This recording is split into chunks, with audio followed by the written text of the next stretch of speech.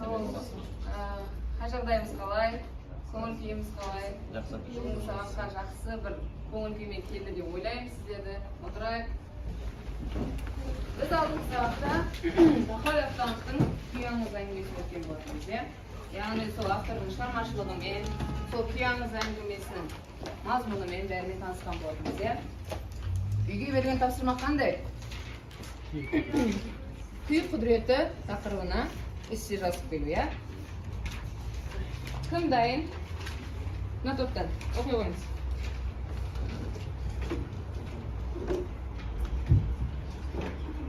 Домбыра жетіне құбыз сыбызғы құралып, тартылып келген қазақ халқын асаптап күресесін.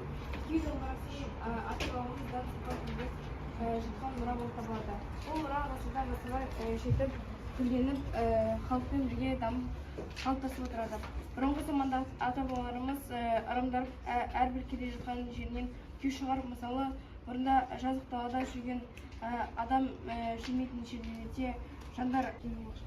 Әңгіменің негізгі тақырыбы өнер құдіреті, естемес күйшінің ауыр тағдыры.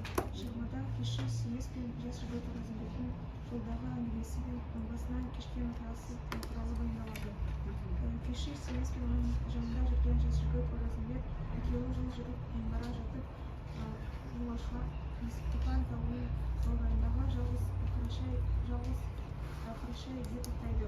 Иесі батасынан айырылып, солып кеткен мәтіннің жағдайын өздерінің алып күйлерін айтады. Осылайша бұл әңгіме басталады. Негізгі әңгіменің мәні өте зор. Себебі бұл жерден қазақтың көптеген ұлттық құндылықтарын көре аламыз. Мысалы қонақжайлықтың бұрсаласы және тағы басқалары. Одан басқа да сол кездегі қазақтың өнерлі адамдарды құрметтейтінін, қыздың қандай инабатты екенін көре аламыз. Бұл әңгіме көп тартып бізге түсінуге көмектеседі. Домбыраның ойнаған кезде шығатын күшті әрі жігерлі әуен. Күйші күйді орындайтын адам. Күйшінің көңілімен теңгелі деп айтсақ болады. Күйші толқып отырса, домбыра үні де төгіліп шығады. Күй сиқырлы, оны адам тыңдаса, сол адам күйді көңіліне еніп кетеді. Мінекей, күйдің құдіреті осындай болады. Өте жақсы. Ана топтан бар ма? Күй құдіреті күй домбыра және басқа аспаптарда, халық аспаптарында орындалатын музыкалық шығарма деп саналады. Ол атадан балаға жеткен, қадірлеп, қастерлеп, көзінің қарашығындай сақталып, аса қымбатты қазынаға айналған мұраға. Өткен ғасырларда нота сауаты жоқ кезде дүниеге келген ән күйлер өмірмен бірге қайнап, ауыздан ауызға таралған асыл мұра болатын. Осы назды ғажайып күйлер халқымыздың музыка мұрасы ғана емес, мәдени байлығы, рухани азығы болып отыр. Көптеген жағдайларда адамдар қиын кезеңдерді, сезімдерді домбырамен шерту арқылы, күй арқылы жеткізеді. Бұйшақта сіздер Ерке Сылқым күйінің тарихын айтқан болатынсыздар, Әлімсақтан бері келе жатқан Ақсақ Құлан күйі туралы да, оның тарихы туралы айтқан болатынбыз. Енді бүгінгі сабаққа қай күйдің тарихын айтсақ болады? Зерттеушілер? Балбырауын күйі өте жақсы. Тарихын кім айтып бере алады? Қазақ халқының дарынды да дара ұлдарының бірі Құрманғазының көпке мәлім Балбырауын деген күйі бар. Ол Балбырауын күйі негізінде шығу тарихы қазіргі таңда әртүрлі нұсқада жазылғандықтан, бірін айтсам, бұрындарда Құрманғазы түрмеде отырған кезде Браун деген бір неміс бал жасаған болатын. Сол бай қуатты неміс Құрманғазыны түрмеден шығартып алып, сол балға бір күй орнап берсін деген ниетпен шақыртады. Содан кейін ол Балбырауын деген күйді орындайды, бірақ та Балбырауын деген күйді ол өзі бұрыннан бері шығарып келе жатқан күй емес, сол кезде дәл сол балдың қақ ортасында өзі отырып шығарған күйі болатын. Яғни негізі Балбырауына деген, біз бірақ қазақтар оны Балбырауын деп жүргенбіз. Өте жақсы. Балбырауын күйінің тарихымен таныстық, отыра қойыңыз. Ал енді Балбырауын күйімізге күйшілер тобынан тартып беремін деушілер бар ма? Тартып бере аласыздар ма бізге? Өте жақсы. Шоп.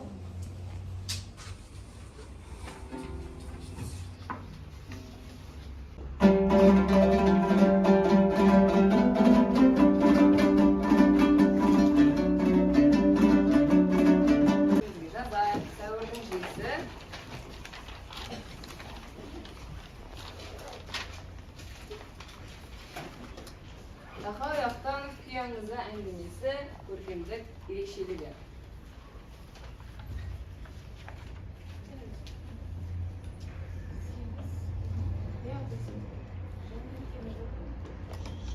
Осы Тахау Яқтановтың күй аңызы әңгімесінің тақырыптық идеялық мазмұнын құрылымдық және көркемдік ерекшелігін танытып, күй өнерінің құдіретін ұғыну. Жалпы, көркемдік ерекшелік дегеніміз не? Айтайықшы, шығарманың көркемдік ерекшелігі дегеніміз. Күйшілер тобы. Айталым. Шығарманың ішіндегі әдеби әрі көркем сөздердің болуы. Ол сөздердің оқитын адамға деген сезім әкелу мағынасын білдіре алатын сөздердің болуы. Өте жақсы. Тағы, мына топтан көп сөйлейді. Зерттеушілер. Айта берейік. Көркемдік сөздер, менің ойымша, көркемдегіш құралдардың арқасында жасалған сөздер. Көркемдегіш құралдар. Сіздерше, қазылар. Шығарманың көркемдік сөздер. Иә, жарайды. Тағы. Мына топтан. Яғни күй аңызы әңгімесінде автор осы әңгімеде көркемдегіш құралдарды қолдана отырып кейбір сөздерді оқырманға айқындап жеткізу үшін соларды қолданады. Өте жақсы. Бала, сіздердің айтып отқан әр пікірлеріңіз, әр ойларыңыздың бәрі өте дұрыс. Көркемдік ерекшелік дегеніміз жаңағы сөздер, яғни көркемдеуіш құралдары, көркемдік әдіс, көркемдік түрі, тегі, идеясы, сюжет, бәрі осының бәрі шығарманың көркемдік несі екен? Ерекшелігі жатады. Мен сізге қазір күй аңыз әңгімесіне үзінділер беремін, 4 топқа 4 түр үзінді. Соның ішінен көркемдік ерекшелігін, көркемдік құралдарды табуларыңызға болады. Жақсы. Сіздер оқушылар, 3 минут уақыт беріледі сіздерге.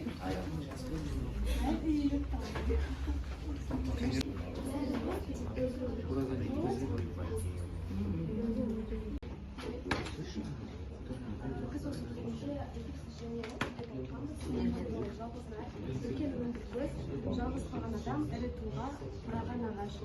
Теңе бізде біреу ғана болды ағашты. Өте жақсы. Яғни көркемдегіш құралдардан теңеу эпитет тауыпты. Сіздерден ше, болдық па теңеу? Жарайды. 5 минут беремін. Зерттеушілер сіздерден. Эпитет жарайды оқи қойды. Демаш оқи қойды. Бір оны тыңдай оқушылар. Жас жігіт, көп мақпал, құндыз бөрік, қызыл қожын, бұл фейбосы. Жарайды.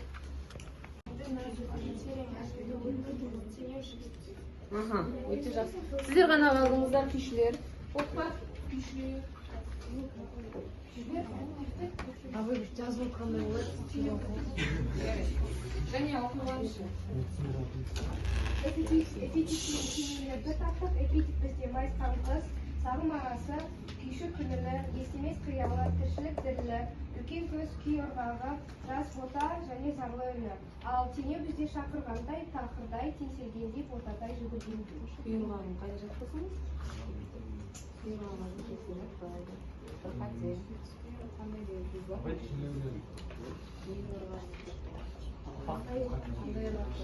Қандай ұрғасын болсаңыз. Жарайды. Қабылданды. Өте жақсы. Яғни біздің осы күй аңызы әңгімесінде автор эпитетпен теңеуді көбірек қолданғанын байқадық, иә?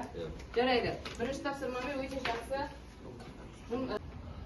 Екінші тапсырма. Бұл енді әр топқа әртүрлі тапсырма беріледі. Бірінші топ күйшілерге, сіздерге сюжеттік композициялық талдау осы күй аңыз әңгімесіне. Екінші топ сатылай кешенді талдау. Үшінші топ кейіпкерлерге талдау, мінездеу. Төртінші топ сіздерге көркемдік әдістер. Кеттік. Іске сәт. Дәптерге. Күйшілер тобымыз берілген. Күйшілер тобы. Бастауы екі салт адам жұрт қинаған шөл бойымен келе жатыр. Оқиған байлан суы. Салт атты адамдардың жалғыз сұрап жүргенін көруі. Дамуы. Нардың иесінің үйіне баруы. Оқиғаны шарықтаушы еді. Қариян естемеске ұсынысы нарды жібіту. Шиеленісуі. Естемесін Оразымбетке күйді жалғастыруын берілуі. Соны нардың жібітіп беруі. Немесе нар үйдірген күйіне күйіне күй. Сіздерге берілген тапсырма бұл сюжеттік композициялық талдау өте жақсы. Келесі екінші шешендер тобы. Сіздерге Бізге сатылай Сатылай кешені талдау. берілді. Бірінші атты күй аңызы, авторы тақырыпты. Тақырыбы өнер құдіреті, естемістің ауыр тағдыры. Идеясы өнерді бағалау, жасы теміркісі және киелі заттарды сақтау. Жанры проза. Тегі әңгіме. Көркемдеуіш құралда жаңа оқушылар өз үміттерін тапқан болады. Ал түйін ретінде домбыраны қасиетті заттарды сақтауымыз қажет және теңсіздігін тезірек қажет. өте жақсы. Үшінші топ кейіпкерлерге талдау. Сіздерге берілді. Зерттеушілерге оқи қойыңыз. Ең бірінші кейіпкер ештемесі ақылда өнеге деген қыздар көпті көйге көппен қайаласын сабырлады. розымен үлкеннің жолын кеспейді және қандай жағдай туындаса да үлкендер қыздайды үлкендер Ақсақал деді, шефқат өскен, қонақжай, көпті көрген және Өте жақсы. Ақсақалдың қызы жасы 16-17 шамасында, қою қара қасты, мөлдіреген қара көзді, дөңгелек жүзді, қаратаудың сұлуы. Ол турамыз. Өте жақсы. Келесі қазақ. көркемдік әдістер екіге бөлінеді, реализм және романтизм. Реализмде біз ол оқиғаны аңыз екенін жатқыза аламыз, яғни ол шын өмірде болған, бірақ ауыздан аңызға тарағандықтан фольклорлық сапалармен толықтырып алады. Ал романтизмде біз нар мен естеместің мұңы бір екенін жеткізе аламыз, яғни нардың да отбасысы болған жоқ, естеместің де отбасысы болған жоқ. Яғни, өте жақсы. Тағы да қосам демістер бар ма бұл топтан? Айтып болдық, иә? Өте жақсы. Күйатасы бізде кім? Қорқыт. Қорқыттың қандай күйлерін білеміз? Желмая өте жақсы. Тағы Башбай күйі бар. Ұшардың ұлуы деген күйі бар, иә? Елім ай күйі бар, иә? Қорқыттың. Желмая күйін тарихын білеміз бе? Түйесіне арнап жазған, яғни ол өзі Қорқыттың нағашысы сыйлаған, кішкентайынан мәпелеп өсірген, өзін баптап өсірген түйесі Қорқыттан басқа адам танымай, тек қана Қорқыттың жансүйегі болады. Соған арнап Қорқыттың шығарған күйі. Ал енді Башбай күйінің тарихын білеміз бе? Айта қойыңызшы. Нұсқасында Башбай деген кішкене қарындасына қатысты. Бір кездері Қорқытқа қарындасы жақын келген сәтінде Қорқыттың Башбайына қарындасының аяғы тиіп кеткен болады. Сол кезде Қорқыт... Мен айта шақыр, бұл есім. Айта қойшы. Сұрайды ғой, өмірде неге өкінесің? Өмірде екі нәрсеге өкінемін. Бірі Нари деген күйін дүниеге келген. Орындық болдырсын. Бұл бізде естеміз. Нари деген күйін дүниеге келген. Ал енді сұрақ қояды күйшімізге. Қандай сұрақтарыңыз бар? Ал. Сіз неге үйленуге болады, әрі Ол сұрақ менің жүрегіме тиюі мүмкін, бірақ жауап берейін. Мен өзім ондай бай адам емеспін, енді білесіз, қазіргі заманда күйеуге тек байларға шығады, ал мен енді кедей болғандықтан мен жарым табамын. Өте жақсы. Тағы қандай сұрағымыз бар? Бір сұрақтан қояйықшы артық. Бар ма сұрақ? Санжар. шәкіртіңізбен негізі қайда жол тартып бара жатырсыз? Негізгі шәкіртім Оразымбек, ол өте жақсы бала. Онымен мен елді мекенді іздеп жүрген, өзіміз қарнымыз ашып жүрген едік. Елді мекенді іздеп, тамақтанып, ары жолымызды жалғастырған едік. Шалға, қарияға, жолға, көрсеттерін дейдірдіңіз шәкіртіңізге. Ал бұл сөйлесіне тұрмады. Еш нәрсе демейді еттіңізді. Енді мен де қария болғандықтан ақылым асып тасылатқан. Сенің жауабың, реакцияң қандай болады еді?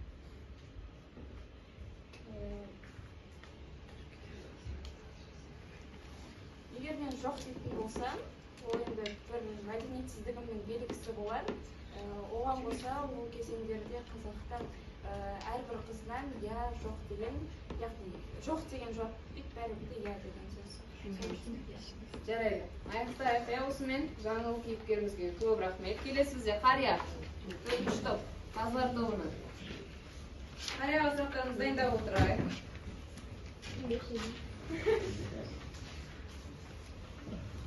былай көрсетіңіз. Қария сұрақтар. Енді сұрақ көп шығар бұл кісіге. Тез. Айта қойыңыз. Неге ол бір түйе үшін өзінің қызына қолқа салуға дайын болды? Өйткені оның жасы да таяп қалды, оның ұлы да жоқ, жалғыз қызы қалды, қызы деген жалғызсырап қалмасын деп, ұрпағын жалғастырсын деп солай бердім. Сізге бір маңызды сұрағым бар. Осы сіз қызыңыздың іс-әрекеттерімен және Оразымбет пен Есеміске бірдей өнерлерінде көрсетіледі деген айтқан сөздерінен түсінген шығарсыз. Қызыңыз жалын Есеміске қызығып тұрған жоқ, Оразымбет жас бойынша қызығып тұр. Енді сіз Есеміске сөз берген едіңіз, қызымды беремін деп. Ал енді сіздің айтқан сөзіңіз жай қалуға қалды. Қызыңызға не дер едіңіз? Қандай сөзіңіз бар? Қызыма ешнәрсе айтпаймын. Оның өзінің ойы болғанымен мен әрине Естеместің жасы асып кетті, ол кәркейіп қалды. Ал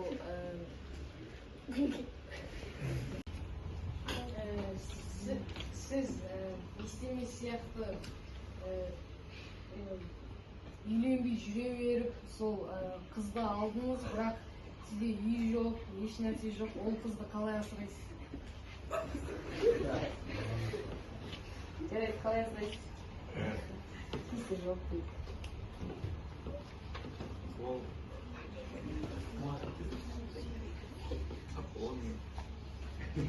Жарайды, оқушылар, бізде уақыт. Енді қызық әдісімен бүгінгі сабағымызға қорытынды жасайықшы. Білеміз ғой, құнды, қызық және қиын. Яғни бүгінгі сабақта сіздерге не құнды болды, не қызық болды, не қиынға соқты, соның бәрін жазайық.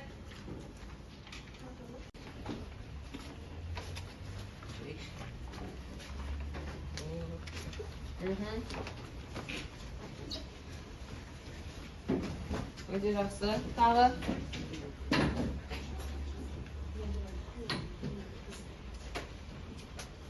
Қызық болған, е? Қызық болыпты тағы да. Қызық болған пернеге. Ең болмады ғой ештеңке. Қызық болды, я, құнды болды, я. Өте жақсы. Енді, оқушылар, үй тапсырмасы. Кейіпкерге хат жазамыз. Яғни жаңа 4 кейіпкеріміздің кез келген өздеріңіз таңдаған кейіпкерге хат жазып беріңіздер. Мүмкін сұрақ сауалдарыңыз бар шығар. Түсінікті ғой үй тапсырмасы. Енді бағалайық. Қай топта осы 4 смайликтің 4-еуі де бар, қай топта? Тағы да. 4 смайликтің 4-еуі де қай топта бар? Күйшілерде бар екен, тағы. Шешендер бар, тағы. Қазарда да бар екен. Зерттеушілерде де бар екен. Өте жақсы. Яғни бұл 4 стикерді алған топта бұл сабаққа өте жақсы қатысты деген қорытынды болатын. Сабақ өте жақсы, қызықты өтті деп ойлаймын. Сіздер енді күйеуіңіз әңгімесін меңгердіңіздер деп ойлаймын. Бұл бір шама. Өте мықты дайындалып тұр, өте жақсы.